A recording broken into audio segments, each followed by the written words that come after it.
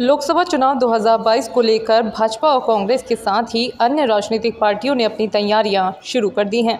Bhajpa high command की ओर से उत्तराखंड की 5 लोकसभा सीटों पर अपने प्रत्याशियों की घोषणा कर दी गई है, जबकि कांग्रेस ने हरिद्वार और नैनीताल सीट पर प्रत्याशियों की घोषणा नहीं की है। ऐसे में नैनीताल से प्रत्याशी बनाए जाने की लगातार सुर्खियों पर कांग्रेस के वरिष्ठ नेता और पूर्व विधायक रंजीत सिंह रावत ने अपनी प्रतिक्रिया दी है। उन्होंने कहा कि उनकी तरफ से कोई भी दावेदारी नहीं की गई है। पार्टी का जो फैसला होगा वो उन्हें मान्य होगा।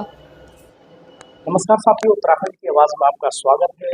और अभी हमारे साथ मौजूद हैं कांग्रेस के कद्दावर नेता रणजीत सिंह रावत जी। सर, उत्तराखंड की आवाज में आपका स्वागत है। जी नमस्कार, धन्यवाद। सर, नैनीताल सीट से लगातार आपका नाम चल रहा है चर्चाओं में, तो मैं आभारी हूँ उन सब लोगों का जिन्होंने मुझे चर्चा में रखा है। तथ्य यह है कि मैंने अपनी दावेदारी किसी भी सीट पे नहीं की है, टिकट कहीं नहीं मांगा है। लेकिन ये भी तथ्य है कि पार्टी नेताओं द्वारा जैसा बताया गया है कि पार्टी हाईकमान की मीटिंगों में जो है मेरे नाम पे चर्चा भी हुई है। तो मैं कहना चाहता हूँ, राजनीतिक सामाजिक कार्यकर्ता हूँ और राजनीतिक दल का सदस्य भी हूँ। पार्टी आदेश करेगी तो निश्चित रूप से चुनाव लड़ने का काम करेगी, नैनीताल की नहीं बात तो लड़ाने का काम करेगी। सर, नैनीताल की बात करें तो अजय भट्ट लगातार भ्रमण कर रहे हैं और कह रहे हैं कि वो 5 सीटें इस बार भव्य तरीके से जीतने जा रहे हैं भारी मतों से। देखिए, ये तो हर सरकार कहती है, हर नेता कहता है।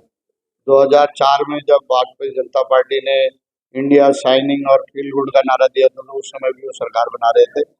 और उसके बाद 2 बार यूपीए की सरकार बनी और हम यूपी के लोग भी 2014 में मान रहे थे कि हम फिर से सरकार बना रहे हैं। लेकिन तथ्य यह है कि बीजेपी की सरकार आई। उसी तरीके से बीजेपी इस समय फिर जो है गलतफहमी में है कि वो 400 पार होने जा रही है। उनका नारा अब की बार 400 पार। और हकीकत यह है कि जिन 272 सीटों पे उन्होंने अभी तक टिकट अनाउंस किए हैं, उसमें से 7 लोग अभी तक चुनाव लड़ने से मना कर चुके हैं। कुछ को वैराग्य आ गया है, जो है पार्टी छोड़ रहे हैं। कुछ लोगों ने कांग्रेस भी ज्वाइन किया है, उनके 3 सांसद अभी तक कांग्रेस ज्वाइन कर चुके हैं। तो ये लोकतंत्र है। मैं कहना चाहता हूँ कि ये निर्णय हमको जनता पे छोड़ देना चाहिए, क्योंकि किसी सरकार बनाई। हमें अपनी विचारधारा को, अपनी योजनाओं को, अपने कार्यक्रमों को, अपनी नीतियों को लेकर के जनता के बीच में जाना चाहिए। जनता जिसको जनादेश देगी वो सरकार चलाएगी।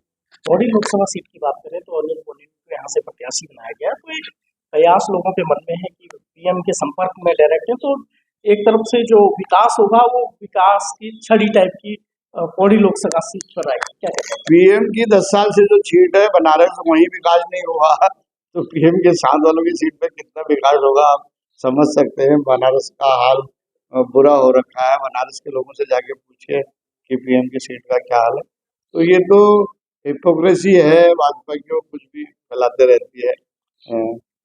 तो लेकिन तथ्य जो है ये है कि आज महंगाई बहुत बड़ा मुद्दा है। बहुत ज़्यादा महंगाई बढ़ चुकी है, आम आदमी को जीवन यापन मुश्किल हो रहा है और बेरोजगारी अपने चरम पर है। एमएसएमई सेक्टर जो 60% रोजगार पैदा करता था, वो बिल्कुल इस समय मरणासन है। सिर्फ जो है बड़े कॉरपोरेट के ही बोलबाला हो रहा है। और अग्निवीर जो उत्तराखंड में लोगों की रोजी के साथ साथ सम्मान का द्योतक था। एक शहीद का शव आता था तो पूरे शासन प्रशासन का अमला और राजनीतिक लोग और सेना के अधिकारी जवान आकर के उसको वहाँ पर नतमस्तक होते थे उसके घर पे आके। तो उसके परिजनों का, स्वजनों का गम इस उसमें कम हो जाता था कि हमारा बेटा देश के काम आया है।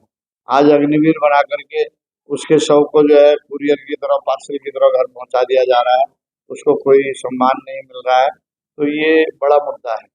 और जिस पौड़ी की आप बात कर रहे हैं, उस पौड़ी की बेटी अंकिता भंडारी जो है उत्तराखंड में इस समय बड़ा मुद्दा है, जिससे एक्स्ट्रा सर्विस के नाम पे जिसके प्राण ले लिए गए और जिस वीवीआईपी का नाम सरकार दबा रही है, वो अंकिता भंडारी के माँ बाप ने उसका नाम भी बता दिया, तब भी जो है कोई कार्रवाई नहीं हो रही। अगर कोई उनके खिलाफ कार्रवाई करने को कह रहा है, आशुतोष ने इसकी जैसे लोग, तो उनको जेल भेजा जा रहा है। ये तथ्य है।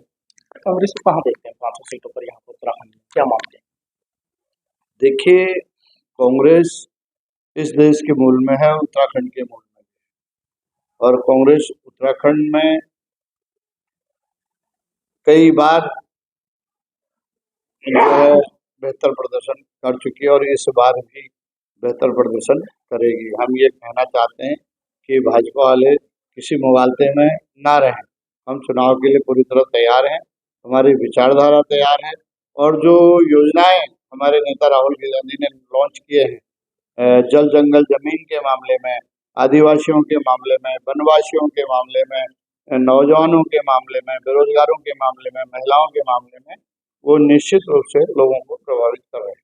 तो अभी हमारे साथ थे रणजीत सिंह रावत जी, जिन्होंने कहा है कि उत्तराखंड में मजबूती के साथ कांग्रेस मैदान में उतरेगी और 500 सीटों पर विजय प्राप्त करेगी।